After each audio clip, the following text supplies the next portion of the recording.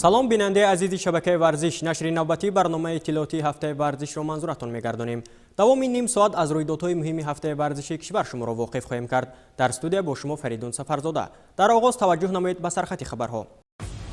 мунтахаби кишвар оид ба футзал барои бозиҳои рафиқона бо яккачини Гурҷистон омода мешавад. ширкати беш аз 300 гӯштингир дар мусобиқаи гӯштини миллии гӯштингирии ноҳияи Ёвон. ҷамъбасти мусобиқаи ҷумҳуриявӣ аз риштаи ҷудо миёни наврасон дар ноҳияи Масҷоҳ. дар таътили зимистона хонандагони муассисаҳои таълимии кишвар ба намудҳои гуногуни варзиш ҷалб гардиданд. ҷоми раиси шаҳри Кӯлоб миёни дастаҳои ғайрикасбӣ оид ба футзал соҳиби хешро пайдо кард. муҳассилини вилояти Мухтори Кӯҳистони Бадахшон иншооти варзиширо дар таътили зимистона самаранок истифода бурда истодаанд.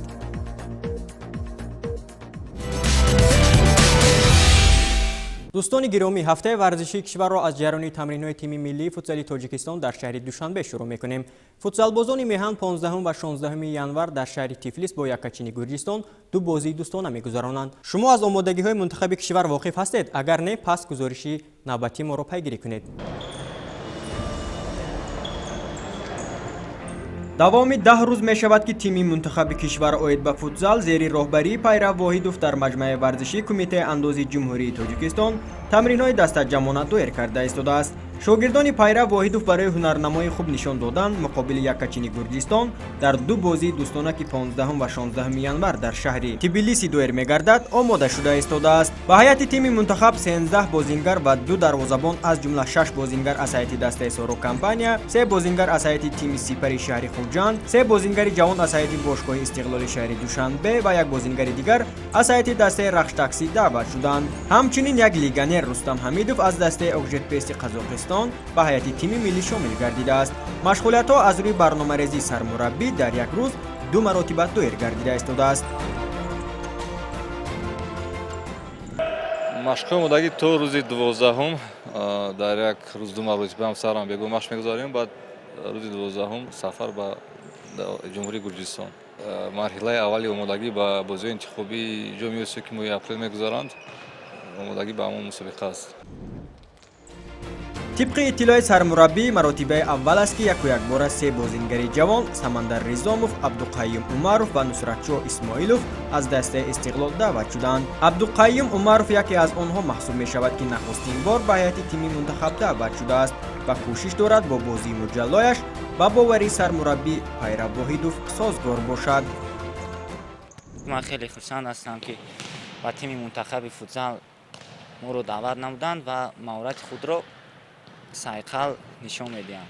сармураббии тими мунтахаби кишвар Пайрав Воҳидов ҳамин бозиҳои моро дар ҷоми Тоҷикистон, дар лигаи дар кубоки Кирсанов ва лигаи футзали Тоҷикистон хай тамошо кард ва маҳорати худро мо нишон додем. моро ба тими мунтахаб даъват намуданд. омодагиҳои мунтахаби кишвар то 12 январ дар шаҳри Душанбе давом карда, сипас ҳайати даста бо ситоди мураббиён барои анҷоми бозиҳои рафиқона ба шаҳри Тбилиси пойтахти кишвари Гурҷистон сафар мекунанд. баргузории ин гуна бозиҳои рафиқона пеш аз чемпионати Осиё оид ба футзал ки моҳи апрел дар назар аст, заминаи хуби мушаххас кардани ҳайати лозима ва бозингарони ҳирфаӣ шуда метавонад.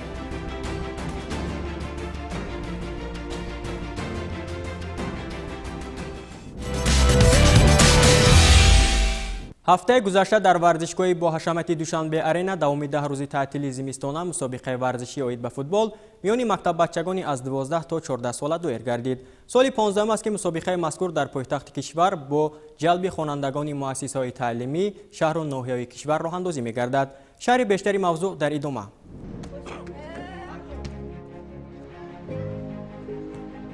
ҳамасола бо ташаббуси лигаи футболи кӯдакону наврасони Федератсияи футболи Тоҷикистон дар пойтахти кишвар шаҳри Душанбе давоми таътили зимистонаи мактаббачагон мусобиқаи варзишии оид ба футбол баргузор мегардад. имсол 12 даста аз шаҳрҳои Душанбе, Ҳисор ва Ваҳдат барои ҷом ва нишонҳои тиллои мусобиқа миёни ҳамдигар мубориза бурданд. мактаббахчагон ҳам аз баргузории чунин мусобиқа изҳори хушнудӣ карда саргарми бозии дӯстдоштаашон яъне футбол буданд ва ҳар як даста кӯшиш ба харҷ медод то аз дигар рақибонаш бо бартарияти бештар майдондорӣ кунад. ما خیلی این مسابقه رو انتظار بودیم و از همین بهوده‌گردی ما در اینجا آمده فوتبال مسابقه رو پیش برد. мусобиқа 7 рӯз идома карда рақобатҳо ба даври системаи даврӣ сурат гирифт. чуноне масъулини мусобиқа иттилоъ доданд, соли оянда мактаббачагон аз вилоятҳои мухтори кӯҳистони Бадахшон ва Суғду Хатлон ҳам дар назар аст. дар маросими пӯшидашавии мусобиқа миёни 12 дастаи иштирокчии ғолибон қадрдонӣ гардиданд. намояндагони Федератсияи футболи Тоҷикистон ва Лигаи футболи кӯдакону наврасони Федератсияи футболи Тоҷикистон нахуст ба беҳтаринҳои ҳарду синни соли мусобиқа тӯҳфаҳои инфиродӣ тақдим намуданд. миёни хонандагони то 12 сола ба дастаи клуби марказии варзиши артиш нишонҳои биринҷӣ, ба тими футболи Солор нишонҳои нуқра ва ба дастаи ғолиб дастпарварони мактаби ҷумҳуриявии маҳорати олии варзишӣ ҷому нишонҳои тиллои мусобиқа супорида шуданд. миёни хонандагони то 14 сола нишонҳои биринҷиро дастаи Алмосии шаҳри Ҳисор ва нишонҳои нуқраро дастпарварони клуби марказии варзиши артиш соҳиб шуданд. қаҳрамони мусобиқа тими ҷавонони мактаби махсуси варзиши захираҳои олимпии футболи рақами 10 шаҳри Душанбе бо ҷому медалҳои тилло қадрдонӣ карда шуд.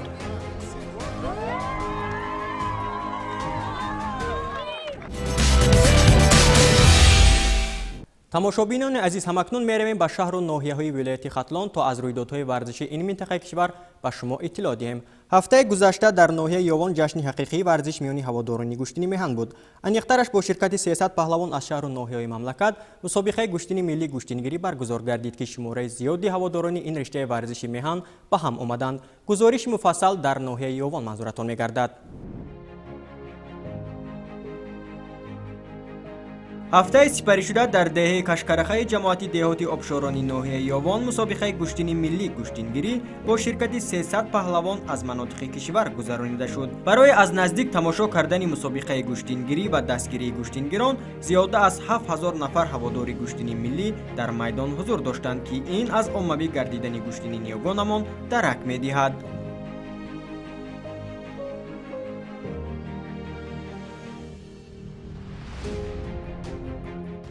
در دهه زیبا منظر قشقرهای آوازدار که این دهه پهلوان پرور است، مکان پهلوان را است، گشتین زیبا برپا کرده ایستاده.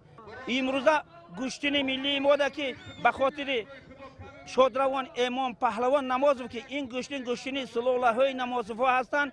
در اینجا زیاده از 7000 مخلص اینجا تماشا دارند. رقابات از روی دلیل، از روی حق داوری کرده ایستادن. رشد گوشتین ملی که چی در ناحیه، چی در دهات، در جمهوری، چی در ولایت خیلی پیش رفته گشت. طبق اطلاع مسئولین مسابقه مقصد از برگزار گردیدن این چوره‌بینی ورزشی ترغیب و تشویق این رشته ورزش و مستحکم نمودن رابطه دوستی میان گوشتینگیران ارزیابی گردید. همچنین برگزاری چنین مسابقه ها امکان می‌دهد تا پهلوانان محلی از خود درک دهند و به مسابقه های جمهوریوی گوشتین ملی گوشتینگیری راه یابند. چوره‌بینی با تکیه از عنعنه‌های گذشته نیوگانمان صورت گرفت. پهلوانان در میدان رقیبانی ارزنده را برای نیرو سنجیدن تکلیف می‌کردند که این باز هم به حسن خوبی مسابقه و شفافیت قوه آزمایی پهلوانان شهادت می‌داد. در انجام مسابقه از 300 نفر پهلوانی که در چوره‌بینی ورزشی شرکت ورزیدند، 100 نفرشان با تحفه‌های گوناگون قدردانی شدند.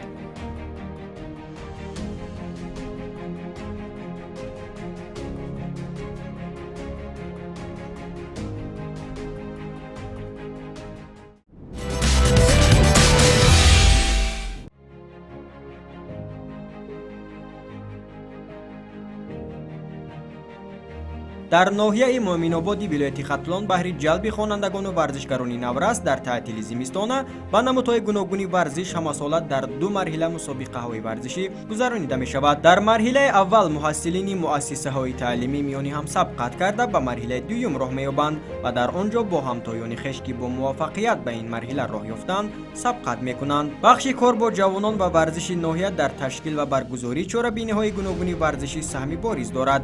аллакай дар оғози мусобиқаҳои марҳилаи дуюм аз риштаҳои шашкаю шоҳмод ғолибон ба марҳилаи дуюмро хат ба даст оварданд. Дар қаламрави ноҳия намудҳои варзиши чавгонбозӣ, футбол, варзиши сабук, варзиши обӣ, қайқронӣ хеле рушд кардааст. Ба ҳамасола мусобиқаҳои ноҳиявӣ доир карда мешавад. Чуноне масъулини соҳаи варзиши ноҳия иттилоъ доданд, марҳила ба марҳила аз ин риштаҳо бо фарогири наврасону ҷавонон чорабиниҳои варзишӣ дар мавсими соли 2022 гузаронида мешавад. ғолибони мусобиқаҳо бо нишону ифтихорномаи бахши ҷавонони ноҳия қадрдонӣ шуда беҳтаринҳо ба мусобиқаҳои вилоятӣ роҳ ёфтанд.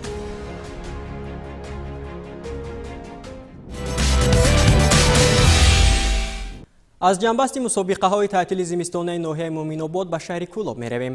2 ҳафта мешавад ки 16 дастаи ғайрикасбӣ иборат аз кӯчаву маҳаллаҳои шаҳр барои дарёфти ҷоми раиси шаҳри Кӯлоб оид ба футзал миёни ҳам сабқат карда истоданд. ҷом насиби кадом даста гардид, дар идомаи барнома дарак хоҳед ёфт.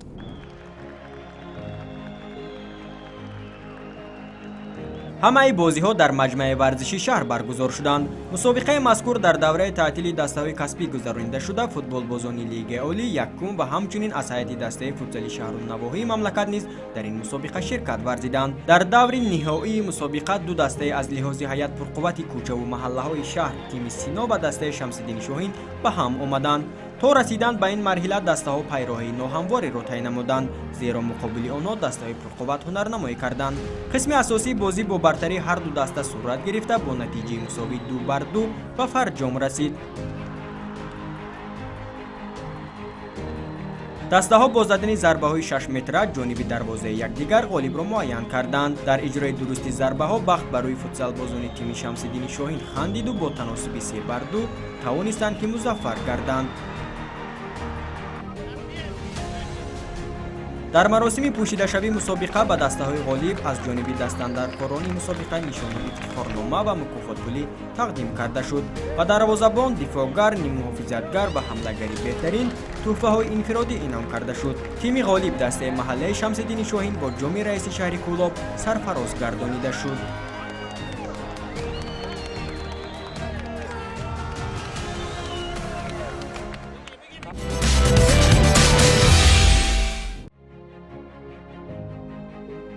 дастпарварони мураббии риштаи кикбоксинг Али Астанақулов дар ноҳияи Кӯшониён соли гузаштаро бо дастовардҳои хуби варзишӣ ҷамъбаст намуданд. ҳоло мураббӣ шогирдонашро ба мусобиқаҳои дар пеш истода ки рӯзҳои наздик доир мегардад дар давраи таътили зимистона омода карда истодааст. мураббии ин толор Али Астанақулов худ дар баробари мураббӣ будан ҳамчун варзишгар дар мусобиқаҳо аз ин риштаи варзиш дастовардҳои шоён дорад. 2021 соли фаромӯшнашаванда аст барои ман ки ман имсол 2 маротиба чемпион шудам. моҳи сентябр ва моҳи амин декабр 26 декабр мусобиқаи чемпионати кикбоксинг буд дар ҷумҳурӣ. ман сазовори шудам ва ҷои якумро гирифтам ва ин чизе ки мебинед ин чизи фаромӯшнашаванда аст ки ман дар чанд рӯз пеш дар намуди кикбоксинг гирифтам ва дастболо шудам. дастпарварони Алӣ аз рӯи барномаҳои муайян ҳамарӯза тамрин карда боварӣ доранд ки дар мусобиқаҳои дохилию хориҷӣ аз хеш дурахшиши хуб нишон медиҳанд.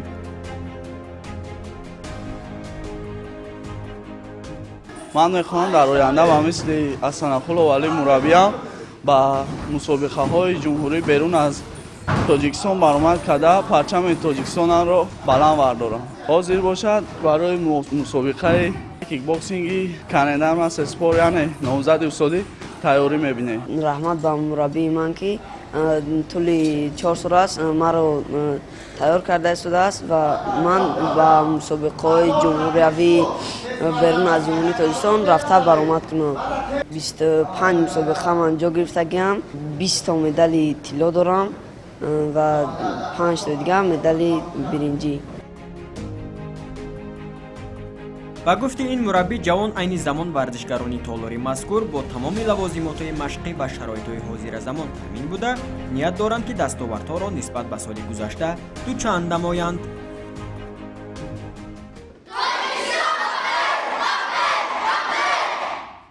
اهالی ناحیه کوشانیان به ساحه ورزش توجه زیاد ظاهر میکنند. در حدود ناحیه یک ورزشگاه، 69 میدانچه ورزشی، 37 تالار ورزشی، 2 حوض شناوری عمل میکند که در آنها 32 مربی و 578 نفر ورزشکار رشته های گوناگون ورزش را تلقین میکنند. از ناحیه کوشانیان همکنون میرویم به شمال کشور، انیقترش به جماعت دهاتی پالدورک ناحیه مسجاهی ولایت سوخت به مسابقه کشادی ولایتی اوید به جودو که 300 جودو ورزی نورس را به هم آورد. این و دیگر رویدادهای ورزشی ولایت سوخت در سوژه نوبتی برنامه منظورتان میگردد. متوجه باشید. در تالار ورزشی مؤسسه تحصیلات میانه عمومی رقم 13 جماعت دهاتی پالدورک ناحیه مسجاه مسابقه کشادی ولایتی اوید به جودو میانی نورسان برگزار کرده شد. این چهاربینی ورزشی با ابتکاری مربیان این نمود میرزا خیام و خیام شریف‌رفا بخشیده به خاطر گرامی داشت کارمندی تربیت جسمانی و ورزشی جمهوری تاجیکستان سید سهراب حسین راه اندازی گردید. شماره زیادی هواداران رشته جودو فضای چهاربینی را کاملا دگرگون کرده بود. هر کدام جودوکار کوشش میکرد که به آسانی مواجه شکست نشود و حداقل با اصولهای جالب رقیبش را ناکام سازد. شرکت 300 جودوکاری نورس از شهر دوشنبه، ولایت خرطوم و شهر و ناحیه‌های ولایت سوخت از رشد و رونق این رشته ورزش در قلمرو کشور شهادت می‌دهد.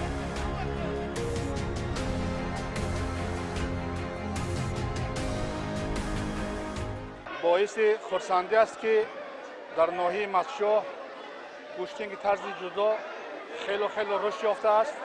حرکت میکنیم همین مسابقه زیادتر شود در همین ناحیه ما و جوانای ما از اینجا سبق گرفته ملکی سوده خود را بالا برده در مسابقه بیرون از جمهوری اشتراک کنند. چه قدره که ما این مسابقه بسیار بزرگانه برای مقصد شاگردان یا ملکه میشد، بین جوانان یک اتحاد یا متحدیت، یک دوستی زیاد میشود و ساکنان بیشتر به ورزش جلب میشوند.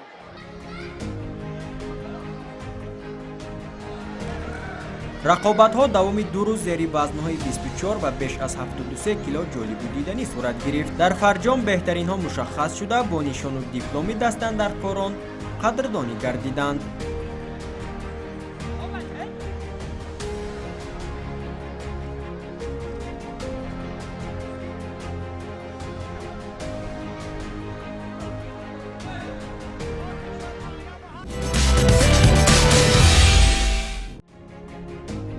هفته سپری شده در جماعت دهاتی خسته ورزی ناحیه باباجان غفوروف مرحله ناحیوی سپارتاکیاد ورزشی خوانندگانی مؤسسه های تحصیلاتی میانه عمومی ناحیه از رشته های گوناگون ورزش گذرانیده شدند. 6 دسته از رشته بسکتبال، 10 دسته از رشته والیبال و 30 نفر از نمود ورزشی ذهنی شهمات برای راه یافتن به مرحله ولایتی سپارتاکیاد ورزشی تلاش ورزیدند. چهاربینی ورزشی با ابتکاری مکتب ورزشی رقم 2 ناحیه در همبستگی با شعبه معارفی ناحیه در تعطیل زمستان مکتب بچگان گذرانیده شد. مسابقه از نمود والیبال میانی 10 دسته اشتراکی تیز و تند جریان گرفت. هر کدام دسته کوشش میکرد تا مظفر گردیده به مرحله ولایتی سپارتاکیاد ورزشی که در شهر خوجند دایر میگردد راهش را هموار کند.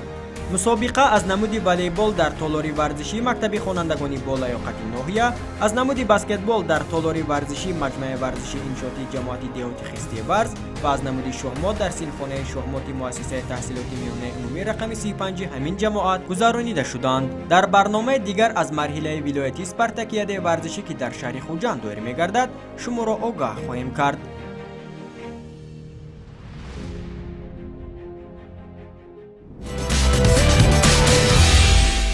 از ناحیه باباجان غفوروف روی می‌آوریم به چهاربینی‌های ورزشی شهر و ناحیه‌های ولایت مختار کوهستانی بدخشان که هفته سپری شده در تعطیل زمستانه مکتب بچگان گذرانیده شدند. در ناحیه پهلوان پروری ولایت ناحیه ونج از رشته جودو مسابقه کشادی ناحیوی دایر گردید که شماره زیادی جودو ورزان را در تالاری بستن به هم آورد. این و دیگر رویدادهای ورزشی ولایت مختار کوهستانی بدخشان در ادامه.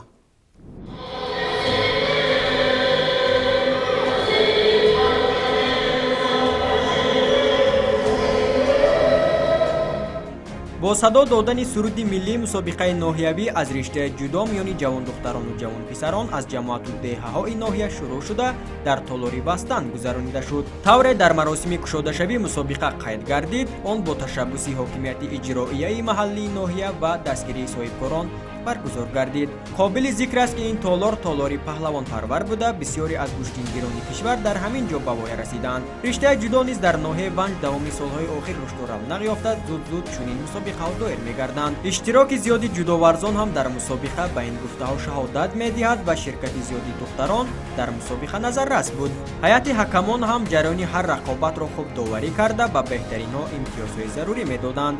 رقابت‌ها میان نورسان در وزن‌های گوناگون جریان گرفته در فرجام بهترین ها با نشان و افتخارنامه‌های دست‌اندرکاران سرفراز گردانیده شدند.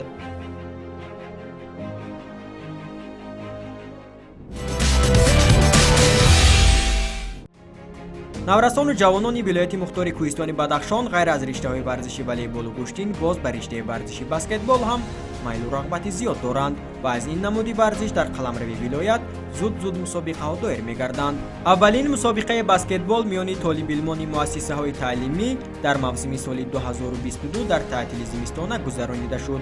بازی‌ها در تالار ورزشی لیسه به نام آقاخان دایر گردیدند. مقصد از این برگزاری چهاربینی این مسابقه یعنی جلب نمودن کودکان به ورزش بیشتر و این بازی رفیقانه است. در اینجا 6 دسته اشتراک میکنند. مکتب رقم F، مکتب رقم 6، مکتب پرزیدنتی، لیسه آقاخان اشتراک مینمایند. در یکی از بازی‌ها محصلین مکتب پرزیدنتی برای خوانندگان بالایاقت در شهر خاروغ با خوانندگان مؤسسه تحصیلاتی میانه عمومی رقم 6 به نام ناصر خسرو به هم آمدند. طالب علمان مکتب پرزیدنتی برای خوانندگان بالایاقت در رفت بازی امتیازهای بیشتر را به دست آورده غالب گردیدند. در فرجام مسابقه دسته‌های غالب از جانب مسئولین قدردانی کرده شدند.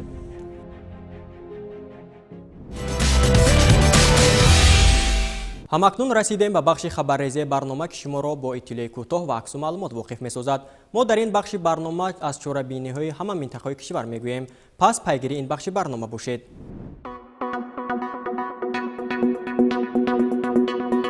نخستین مسابقه در سال 2022 تحت سرپرستی اساسیاسیون فوتبال آسیای مرکزی از 19 تا 29 ینور میان منتخب‌های بانوان دایر می‌گردد. در چمپیونات دسته‌های تاجیکستان، ایران، ازبکستان و قرقیزستان شرکت می‌کنند. یکاچین تاجیکستان را برای این مسابقه سرمربی شمشاد نیتبکوف آماده کرده ایستاده است. هفته گذشته با تشبث لیگ کودکان و نورسان تاجیکستان در مهمانخانه تاج پالاس شهر دوشنبه سمیناری آنلاینی در موضوع تکنولوژی‌های معاصر در فوتبال گذرانیده شد. در سمینار مربیان فوتبال کشور مبین ارگاشف، پیرو واحدوف، زینالدین رحیموف و دیگر نفران اشتراک کردند. سمینار مذکور به خاطر پیش بردن سطح مربیگی مربیان به راه مانده شده است. در مؤسسه تحصیلات میانه عمومی رقم 14 جماعت دهاتی اونجی ناحیه باباجان غفوروف با ابتکار فدراسیون کراته تو جندوکان جمهوری تاجیکستان در تعطیل زمستانه مکتب بچگان مسابقه ورزشی از این رشته ورزش گذرانیده شد. در مسابقه 100 ورزشگر شرکت ورزیده در انجام با نشان و افتخارنامه مسئولین بهترین ها قدردانی کرده شدند.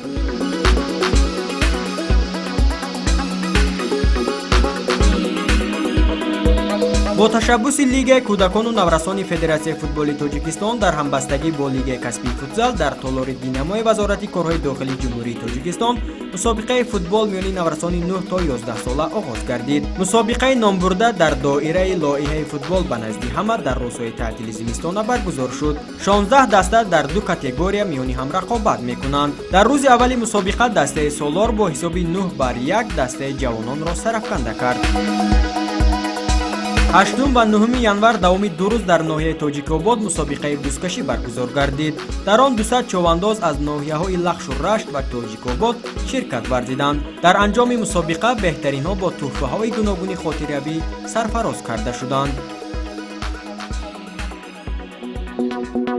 هفته گذشته در تعطیل زمستانه میان دختران در شهر خاروغ ولایت مختار کوهستان بدخشان از نمود والیبال مسابقه کشادی شهری گذرانیده شد. بازی‌ها در تالار مؤسسه تحصیلات میانه عمومی رقم 2 به نام دولت علی سعدالله دایر گردیده در انجام غالیبان قدردانی گردیدند. هفتم ینور در تالار قصری ورزشی شهر خوجند مسابقه فوتبال زیر لایحه فوتبال برای همه آغاز گردید. дар он 16 даста иборат аз шаҳру навоҳии вилояти Сум ба ду гурӯҳ ҷудо шуда миёни ҳам рақобат мекунанд. Пас аз бозиҳои гурӯҳӣ ду дастаe ба даври ниманиҳоӣ роҳ хат гирифта ғолибон дар марҳилаи ниҳоӣ ба ҳам меоянд.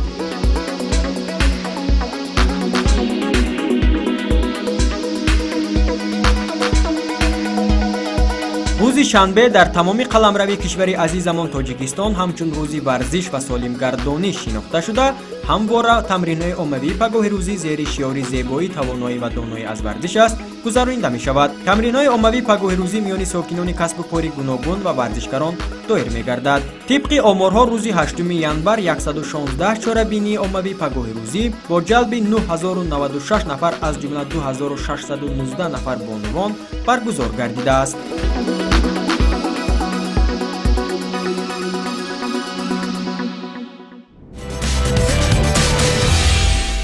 бинандагони гиромӣ, дар ҳамин ҷо барномаи навбатии ҳафтаи варзишро ба анҷом мерасонем. агар зарраи шуморо бо навгониҳои ҳафтаи варзишии кишвар воқиф карда бошем, масрурем. то барномаҳои дигар комёбу комгор бошед. хайр, то боздид.